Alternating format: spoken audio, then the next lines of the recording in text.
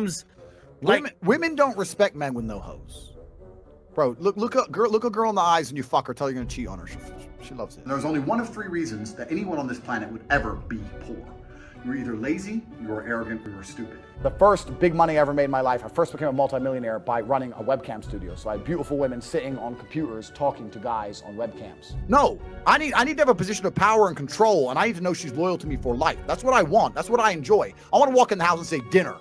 Bitch, where is it? I don't give a fuck. I don't care if they ban me. I don't care if they cancel me. I don't give a fuck. You're broke.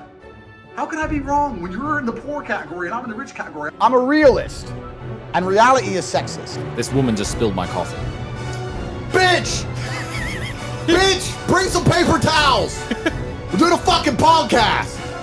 He was the most searched up person on the planet last year. He probably is the most well-known person on the planet currently. I've conquered all of the internet. It's mine. It belongs to us. Andrew Tate saved my life. And I thought I would give you my thoughts on this character.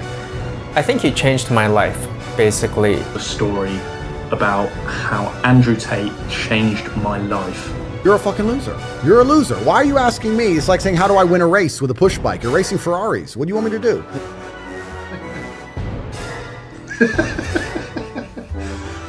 Sorry.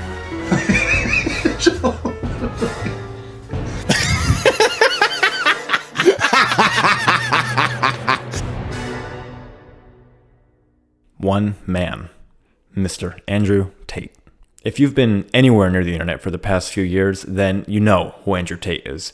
Whether you love him, or you hate him, or you just feel generally indifferent to his existence entirely, you've seen this man, or seen the countless parodies of him and his internet persona. Yeah.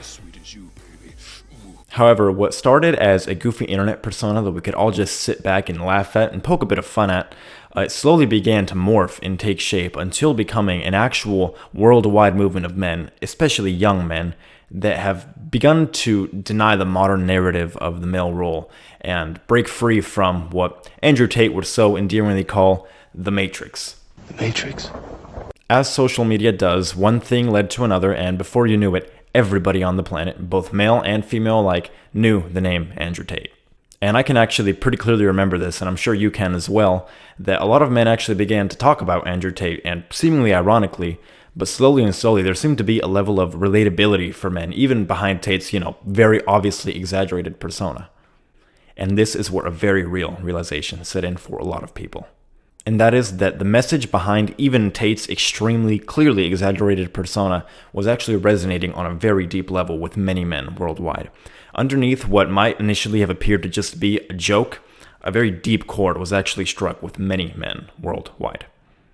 So, let's talk about the men. Now, what you have to realize is that this recent social media masculine self-improvement wave didn't start with Tate, and it most certainly is not going to end with Tate. But what he did do is act as a catalyst for this kind of dark side of self-improvement to come out, this ultra-masculine, toxic, if I'm being completely honest, side of self-improvement to come out. And it's in that precisely where the actual problem began to arise. Now, make no mistake, and I want to make my stance on this very clear, but when I mention this recent self-improvement social media wave for men, and I kind of seemingly put it in this negative light, I actually think that this movement has done a lot of good for young men. A lot of young men would have otherwise been in a ton of psychological depths and mental turmoil if they didn't have these influencers pointing them the direction and making it very approachable and cool to seek direction in life, to seek purpose, and to actually seek something better for yourself and for your community. I don't think that's a bad thing at all, and I don't think anybody else should either. After all, is that not the purpose of an influencer? To influence people for good? And if you're going to click off of this video and not watch it all the way through, which I hope you don't, but if you do, then if there's one thing I want you to take away from this video, it's that self-improvement as a whole, and for you, yes, you the person watching this video, is a good thing. Do not let anybody tell you or discourage you that seeking something better for yourself or trying to live the best possible life and create the avatar and the person that you want to be for the rest of your days on this earth is a bad thing, because it isn't. Truth be told, a lot of the people that are hating on this new wave of masculinity and self-improvement for men are just coping, for lack of a better term, for something that they either don't understand or something that just makes them personally uncomfortable from their own biases. Do not let these people rule over your fate. With that being said, there's a lot of stuff that the greater self-improvement niche commonly gets wrong, and there are so many young men, parallel to all the great things that self-improvement has done for so many young men, self-improvement has also taken the lives of so many young men and really led people astray from what they should be doing and what's actually best for them, which is the topic of this video. So if you want to find out what those things are and why they do actually matter for you, again, yes, you watching this, then you're going to want to stick around till the end of this video. Plus, it helps out a brother trying to grow the channel. So let's get into it. Let's get into it. But a lot of the problems that men face today and that are completely exclusive to men are actually entirely real. A lot of men are kind of brainwashed by certain ideologies to believe that their masculinity and their masculine pride is something that should be kept in check and tucked away rather than something that they should be proud of. It's kind of made out that it's something that they should be ashamed of and something that is overall the cause for a lot of the problems in society, which just isn't the case.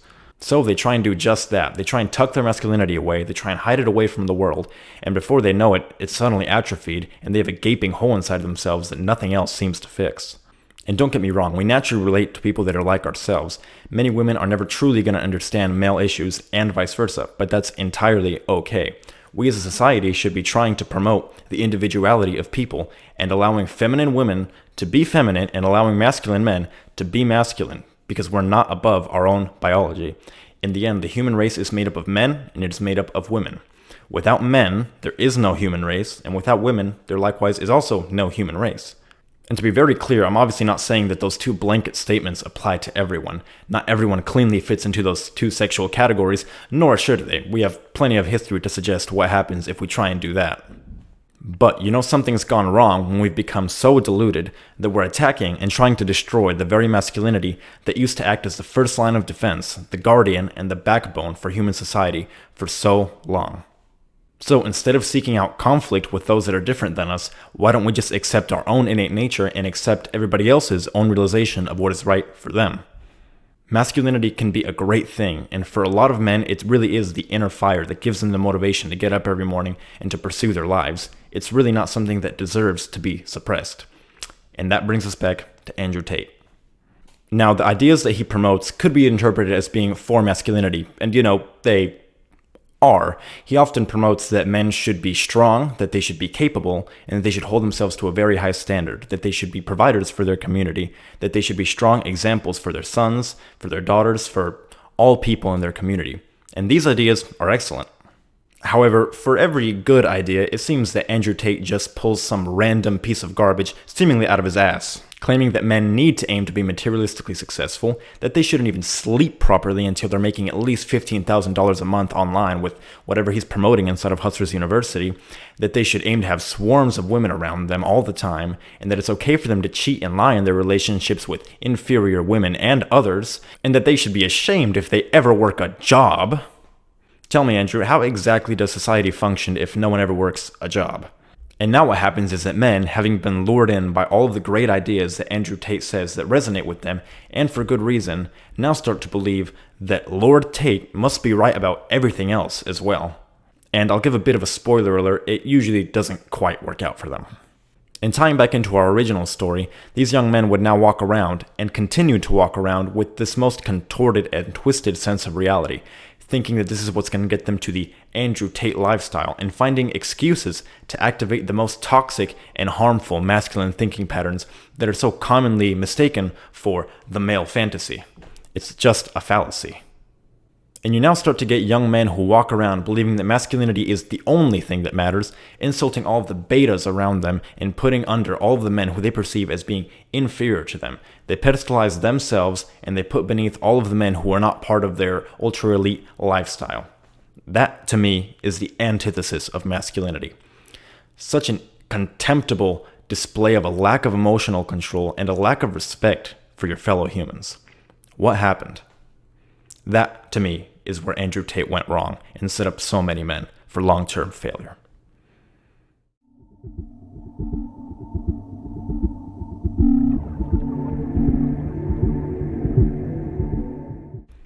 So then, why would Andrew Tate do this? And at this point, nobody really knows unless they personally know him, but I'll give my 2 cents on what I think is going on here. First of all, I believe that Andrew Tate is legit. I do believe that he's a real champion kickboxer, chess hobbyist, multimillionaire, and just generally materialistically successful individual.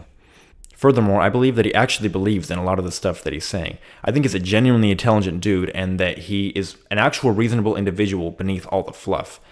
And I think you can kind of see this at times on certain podcasts or in any other social media posts. Occasionally, he'll actually stop yelling, he'll quit all the internet persona stuff, and he'll actually just say some very reasonable and very actionable male ideas.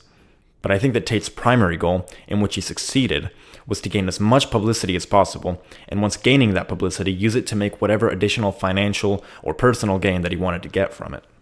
I mean, if you saw the amount of podcasts that Tate would go on, it was ridiculous. The man could probably just sit in front of the microphone for 8 to 10 hours a day and spew some random nonsense, and then he would distribute that footage to all of his editors, who would then chop it up and put it into small digestible bits and spread it all throughout the internet, which is what we all ended up seeing. In the end, I really do think it was just a screen. Nothing more. But the worst of the Tate wave has passed, and he's gone in the wind. As much as people want to attack the Tate of the last few years that we all know and love, the fact is it was probably just a straw man, and we're the ones who fell for it. He created that cult following and used that publicity to promote products such as Hustlers University, convincing so many gullible young men that what they needed, what they absolutely desired, was a materialistic lifestyle, and that he would get them there. And now, that's it. So what should we have done instead, and how could this have been avoided?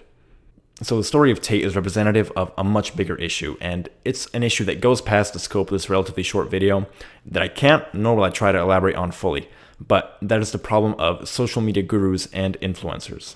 The unfortunate truth is that it's not just Andrew Tate. Dishonest influencers are everywhere, and it's really difficult to tell the difference between an honest creator who actually wants to help you and someone who's just trying to make a quick buck. So if you stick around here, I'm going to give you this one piece of advice, the only one that I've personally found that helps you to not get swindled, to not be misled by any influencers, or any other person for that matter, that can help you stay on the best path for yourself. Now again, let me be totally clear. I am not against self-improvement content creators, or their paid products. After all, that's literally what I'm sitting here doing right now. Obviously. Hell, I might even have my own paid product at some point. Content creators can have a genuine helpful impact on people, both with educational and entertainment value. If I didn't believe that, I wouldn't be sitting here taking time out of my evening talking to the camera. And their paid products can be a way for the people who want extra commitment from those creators to pay them for it. In the end, no one is being forced to buy anything, and it's a free market. I don't see how it makes any sense that it's a bad thing that people are free to buy and sell whatever they choose without being forced by anybody, assuming, of course, you aren't blatantly lying and scamming people about it. That, to me, makes perfect sense. Again, with that being said, it's also obvious that the social media influencer marketplace, not only in self-improvement, but in all areas and niches, has become a total cesspool where you can't actually tell what's real and what isn't. And there's obviously plenty of content creators who are running disgusting, unethical scams, taking their money from their subscribers, pretending that they're giving them something valuable in return, but really not believing any second of it. I'm not denying that at all. But if you just actually stop and think about this for a second, it makes sense. If you look at social media now, it's just an online reflection of the real world. If you look, you can find disgusting, unethical scams, and if you look, you can find honest creators and products that are worth paying for, just like in real life. Just because something is on social media doesn't mean that it's good, and it doesn't mean that it's bad.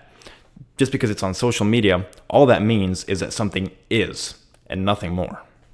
So for you, that means you need to stop listening to all of these social media influencers, taking all this information in one ear and out the other. And don't get me wrong, the value of educational content cannot be understated, but when it gets to the point where you're taking your tips on how to behave from Andrew Tate, you know you've missed a very serious point somewhere along the way. The truth is, nobody knows exactly what your situation is, and nobody knows exactly which specific advice is going to get you to where you want to go, because where you're going and why you're going there in the first place is going to be entirely different for every damn person on this earth. There are things that can apply to many, which are the things that I try to talk about, but in the end, nobody truly knows you, so you have to think about you first and foremost. So at a certain point, you have to stop taking in all the information that everybody's throwing at you and just think for a second. What is it that you want to do and why? Nobody can actually tell you where to go or how to get there. You need to stop thinking about what blank influencer would think about what you're doing. You need to stop thinking about what all the brainwashed masses would think about what you're doing, and you need to stop thinking about all these external factors that otherwise just have no real bearing on your situation. Now, yes, there's specific advice that people can give you that's going to be helpful, and I'm obviously not saying that you shouldn't listen to anybody ever, because obviously there's real information that would help you. But at the same time, you need to run things by yourself first and foremost.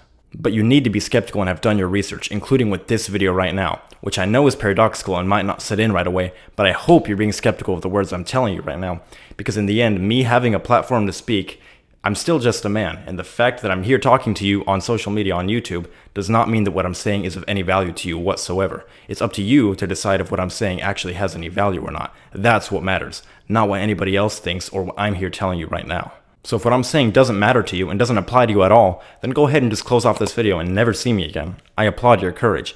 But when you're ingesting content from someone on a regular basis, you best have done your research. So please, please just think for yourself. The reason I'm telling you this is because I genuinely believe it to be the case, and I want to build a good relationship with you, my viewer. So, do with that what you will. So the story of Andrew Tate is just one of many, and the internet world is vast and unending, and influencers are going to keep existing for as long as humans keep existing now that technology has become a regular part of our lives, and there's not much that we can do about it, nor should we try and do anything about it. So, the best thing that you can do for yourself is just think independently and be skeptical. But before we click off this video, short videos like this one are just the tip of the iceberg for the stuff I intend to put out to YouTube in the future. So if I gave you some value and you want to see the actual good stuff, then go ahead and bring your finger or your cursor or whatever interplanetary device that you're on to that subscribe button to keep me motivated to make some killer content for you and so that you can stay updated when I post something new. Honestly, the videos that are going to be the most valuable and the most impactful are going to be those longer videos, not these shorter, quick rundown style videos like the one you just watched. And if there's anything else you want me to cover in the future, go ahead and just let me know in the comments, because I'll definitely be reading all of them at this point. Alright, well, that's it, my friend. So, take care of your mind, especially when you don't feel like it. Furthermore, the market is free to give their free opinion on whatever topics, products, fuck me.